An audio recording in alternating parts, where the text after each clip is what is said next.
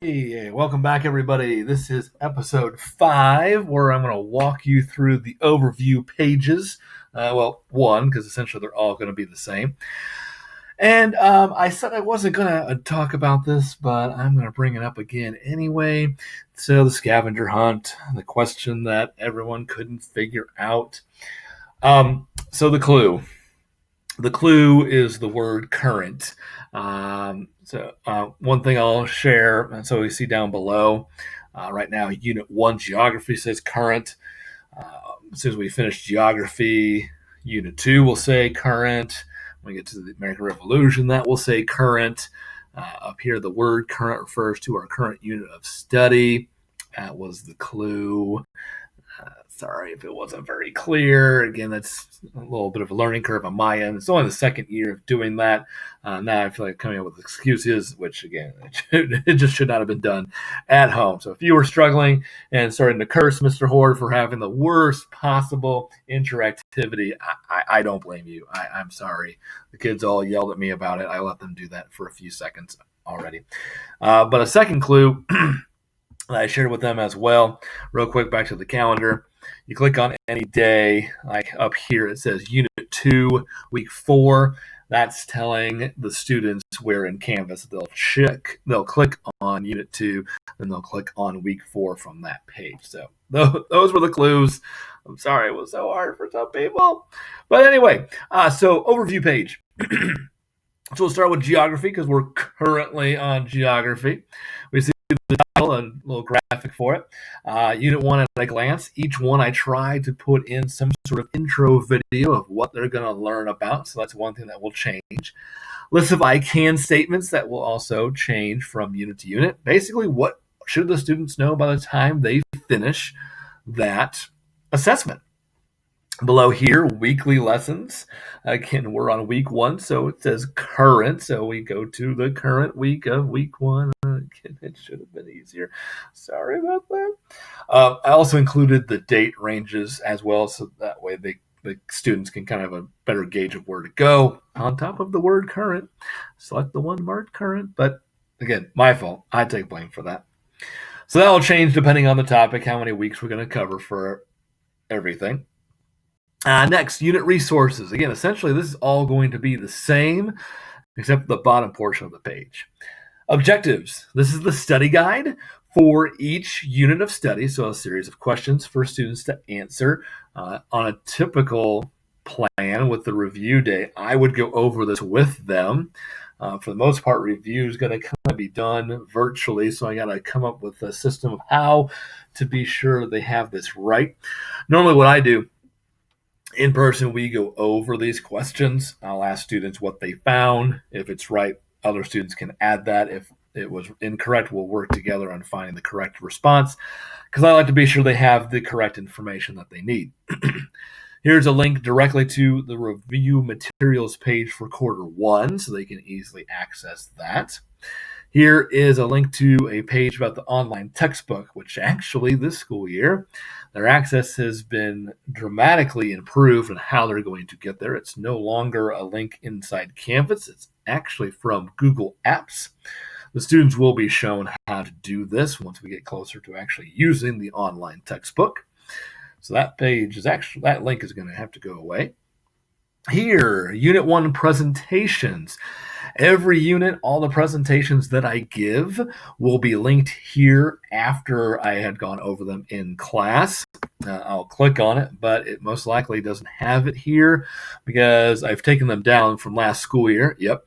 But you can see it's set up in a tab form. Geography, there's just one thing we cover, weather and climate, and it would be embedded down below here. I just haven't done it yet. I had forgotten to go back after Friday to do so. So if there's ever a question that a student needs about what was shared, it'll be listed down here. If they missed school that day, it'd be provided down here for them to go through on their own. So come back to Unit 1. Presentations, they're essentially set up along with the objectives. Pretty much everything that's covered in these presentations in class will help answer almost, if not every single question on the study guide. So that's why I provide access to them.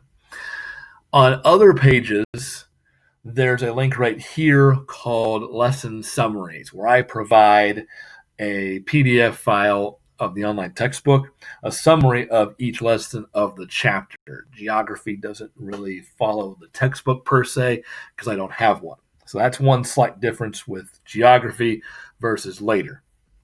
Then there is this box here that says activity/projects. So below this, any project or activity in class that we would do, they're going to be found right here. This link directly takes students to the physical geography map that they were learning about in person. In the assignment, there's a hyperlink to print off a new version of the map in case they lost one. There are always going to be resources provided in that assignment how to complete their map. Geography challenge, this is something I came up a few years ago using Shepherd software, creating a challenge for students to see how fast they are in doing some matching games. But Shepherd software doesn't work anymore with the Chromebooks because they use Flash. And we don't have a lot of time for geography this year, so I skipped it. That will change depending on the unit, what projects and activities that I have. And then finally at the bottom, supplement materials. So again, set up as a tab feature. These firstly are all from Shepherd software, and they're not going to work. They now say blocked. On your student's Chromebook, it might work if they click on it. Mine did until we got our upgraded Chromebooks over the summer, and now it says blocked. So I'll have to find something else. Here's a climate zone that they were using in their Friday virtual lesson. Essentially, these are other additional resources that I have available that they can peruse through about the specific topics. And I'll show you one example in a moment when we get to Unit 2. And that's the overview page. Down below here at the bottom, I'm actually going to start moving these out of the daily pages here. Essential question of the unit, big idea or understandings, and finally the state standards that we're covering. So I'm going to briefly hop back to course homepage or course overview. I'm going to go to Unit 2. I went to the wrong page. So good thing I tried that so I can fix it. All right, colonization. Get a better idea here. This still says days. I have not updated this for the hybrid model. It will be replaced with the number of weeks. There's a lot of days because essentially this is 2 chapters into one. We see the objectives, the review material, the presentation, the summary page that I talked about, the activities that we'll do. There's Explorer project. There's a map activity that I often do. There's a HyperDoc that we'll get to as well. And here we see a lot more different supplemental materials to look through. So here's about colonial regions, colonial culture, graphic novel about the Middle Passage that we'll hear about, a comic strip about Benjamin Franklin, something that we'll be discussing as well.